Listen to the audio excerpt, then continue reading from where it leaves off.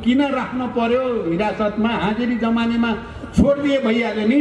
कविले पनि अदालतको फैसला जेसुकै होस् म मान्न तयार छु भनेपछि कांग्रेस एमाले कति कमजोर रहेछन् भन्ने कुराको प्रमाण मात्रै हो यो।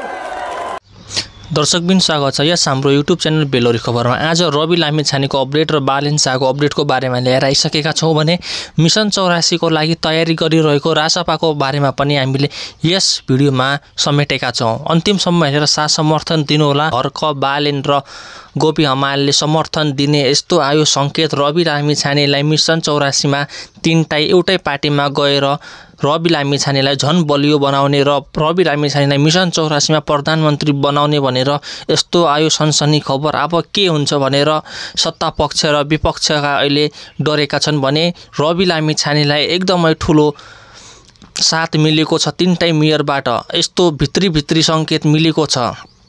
तपाईलाई के लाग्छ? हर्क बालेन र गोपी हमालले के रवि लामिछानेलाई मिसन 84 को लागि साथ दिन्छन् कि दिँदैनन्? तपाईलाई के लाग्छ? आफ्नो सुझाव सल्लाह दिनुहोला।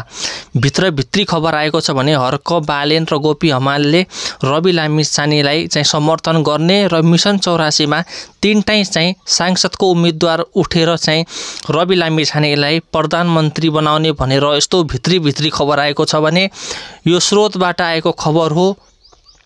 चाहिँ अब मिसन 84 को लागि रवि लामिछानेलाई सबैले नेपाली जनताले समर्थन गर्ने र मिसन 84 मा रवि लामिछानेलाई नेपालको नयाँ प्रधानमन्त्री बनाउने भनेर यस्तो आयो घोषणा तीनटै मेयरबाट। सरकार पक्ष पनि डरेको छ भने अहिले रवि लामिछानेका नेता तथा कार्यकर्ता एकदमै खुसी भएका छन्।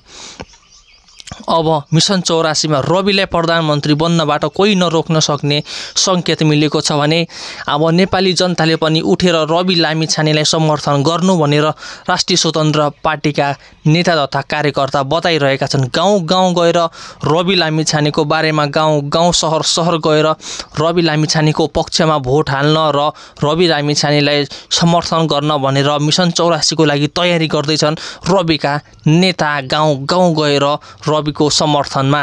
अब नेपाली जनताको पालो। अब देश कसको हातमा दिने र कसको हातमा नदिने भनेर नेपाली जनताले आफ्नो भविष्य आफ्नै हातमा राखेका छन्।